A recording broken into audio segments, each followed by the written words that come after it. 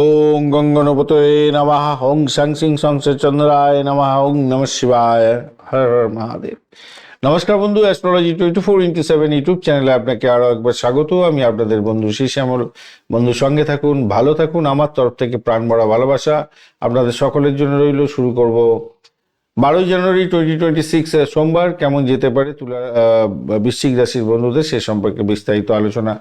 আজকেদের সাথী নক্ষত্রকে সঙ্গে নিয়ে চন্দ্র 9টা 5 মিনিট পর্যন্ত আপনার দ্বাদশ ভাব দিয়ে যাবে।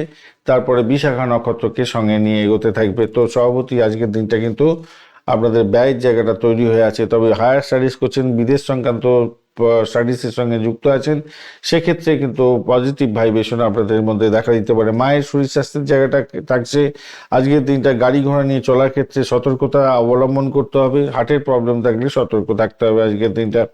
অপরদিকে যারা মেডিকেল স্বাস্থ্য মেডিসিন সংক্রান্ত ক্ষেত্রের সঙ্গে যুক্ত আছেন, বিশেষভাবে শুভ ফল পাওয়ার সম্ভাবনা দেখা যাচ্ছে। যারা চুরি কাছে নিয়ে অপারেশন থিয়েটারে কাজকর্ম করেন তাদের ক্ষেত্রে ভালো হবে। যারা ইম্পোর্ট এক্সপোর্টের ব্যবসা নিয়ে করছেন, মেডিসিন বা মেডিকেল সংক্রান্ত ক্ষেত্রে আপনাদের ক্ষেত্রে কিন্তু পজিটিভ ভাইব্রেশন অনেকটা থাকবে।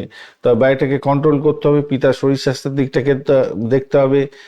মায়ের হেলথের দিকটাও একটু খেয়াল রাখতে হবে। বাড়ি সারানোর জন্য কিছু খরচ খরচা হতে পারে। যারা নতুন কোনো গৃহ সম্পত্তি কিনতে চাইছিলেন আজকের দিনটায়, তাদের ক্ষেত্রে কিছুটা পজিটিভ জায়গা তৈরি হয়ে আছে। লোন স্যাংশন হয়ে যাওয়ার সম্ভাবনা থাকছে। এই জায়গাগুলো পজিটিভ দেখাচ্ছে। আজকের দিনে অষ্টক বর্গে যেটা পেয়েছেন, আজকের দিনে ডটটা কতটা পেয়েছেন আপনি?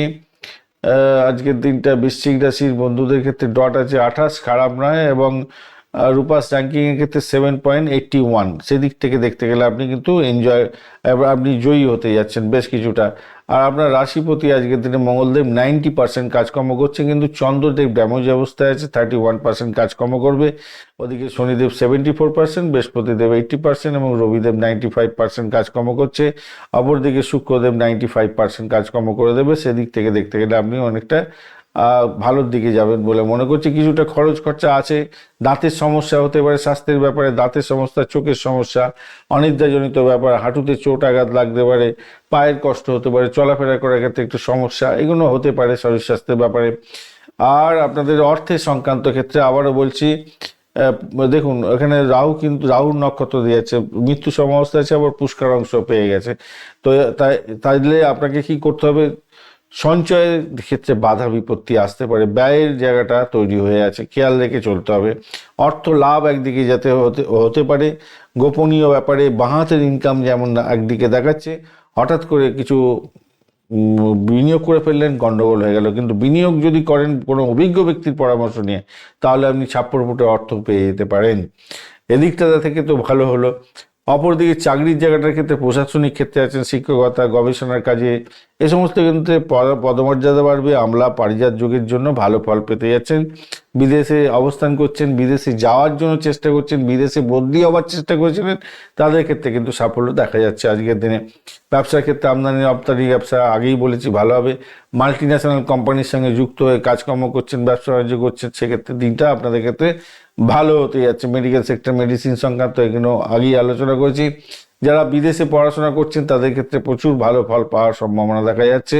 একাগ্রতা আপনার কমতে পারে প্রাইমারি শিক্ষার ক্ষেত্রে, কিন্তু উচ্চশিক্ষায় ভালো হতে যাচ্ছে। প্রেমের জায়গাটার ক্ষেত্রে আজকের দিনে অস্থিরতা আসবে, লুকোচুরি বাড়তে পারে।